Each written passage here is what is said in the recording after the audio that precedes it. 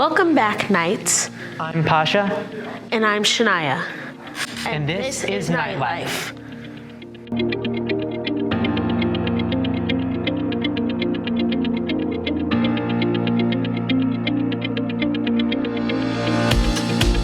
Wow, Pasha, temperatures have been crazy this week. Yeah, why don't we head over to Don the weatherman to find out more about that? It's time to get weather the one and only way with Don the weatherman. Hey Vanguard, it's Don the weatherman, and today's weather is looking like this. Today is going to be a low of 56, high of 79, and some gusty winds, gusts about 23 miles per hour. No rain to be expected today, and a fog advisory for this morning and ongoing to this weekend. This weekend, lows around 56 and highs around 78. Some pretty fair weather this weekend with no rain to be expected and some really cool temperatures. Coming up next week, on Monday, a low of 45 and a high of 78. And throughout the week, we're going to be experiencing lows around 50 and highs around 78. Some cooler weather is coming in, so dress accordingly and see you next week. Thank you for the report, Donald. I hope the weather doesn't keep our sports teams from performing their very best. Let's ask Tristan how they've been doing so far. Hey there, Knights. It's me, Tristan here. Welcome to your weekly sports review. And then I can stay there.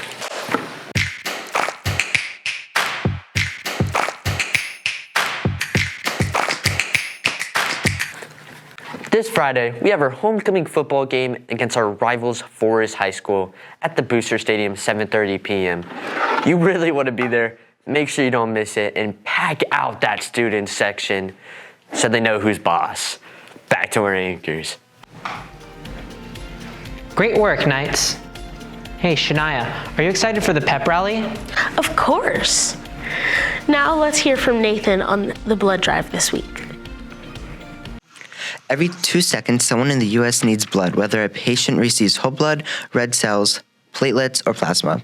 This life-saving care starts with one person making a generous donation. It's very important because you get to save with each donation. Why is donating blood important? It's very important because you get to save with each donation. You can save up to 3 lives. So, do you donate often? This is my first time donating. How would you handle a situation where a donor is hesitant or fearful about the blood donation process? We try to explain to them how important it is and that only less than 10% of the population actually donate. And it's very important in case of emergency. Like, you don't want to wait till you need it to then donate. Rather it be present at the time. No, this is my first time. Thank you to all the Knights who donated blood Tuesday. Well, that's all I have for you today, Knights. Now back to our anchors. It's always important to stay informed on what's happening in the world, right, Shania? Right. Let's hear more about that from Carter this week. Hey there, Knights. This is Carter Moore to check you up on your weekly news. Internationally, Vanguard, an update on the Israel-Gaza conflict. As of Wednesday, Egypt, in response to the conflict, has opened up the Rafah border for people in Gaza to escape. And starting off with 81 severely injured Palestinians have escaped. And according to Egypt, 360 more have come through and more on the way. In America this week, Vanguard, a couple in Hawaii has been accused and found guilty of identity theft. Now, identity theft is already a pretty serious thing, but they didn't just steal anyone's identities. They stole the identities of babies, which is pretty odd. The husband in the relationship has, for the past 2 years, been going under the alias of Bobby Fort, a baby who died 50 years ago. And the wife has been going under the alias Julie Montague, which is also a baby who died in 1968.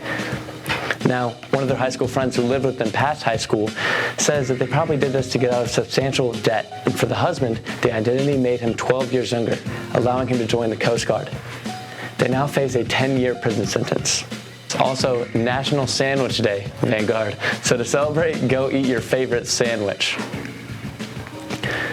Now, this past Wednesday, Marion County firefighter Captain Chris Troublehorn, an 18-year veteran with the Marion County Fire Rescue Team, went to stop a house fire in Silver Springs but sustained serious burns and was immediately rushed to Shands, where he is right now being treated for his injuries.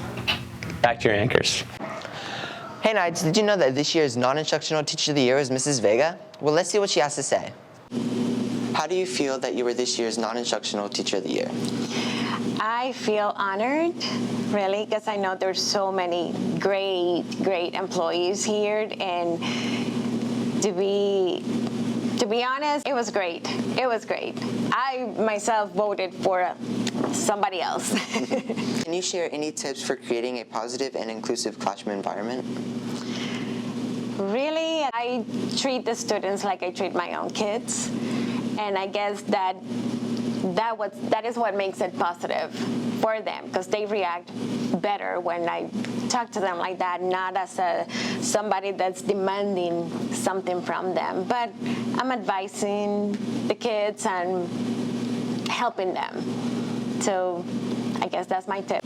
How do you differentiate instruction to meet the needs of all students? I interview the kids. I really talk to them before starting helping them in classes. So I kind of target what they need, and they feel confident to tell me what they need. So that helped me to help them. Stay motivated and continue to grow as an educator. Motivation, really, the kids are the ones that keep me motivated. When I see them being successful, that's my motivation. And actually my coworkers. I have great coworkers, and there's nothing better than that. Thank you, Ms. Vega, for that amazing interview. Well, Knights, that's all I have for you today. Now back to our anchors. Well, Knights, it looks like this is the end of this week's show. But don't worry, we'll be back next week. And remember, go Knights!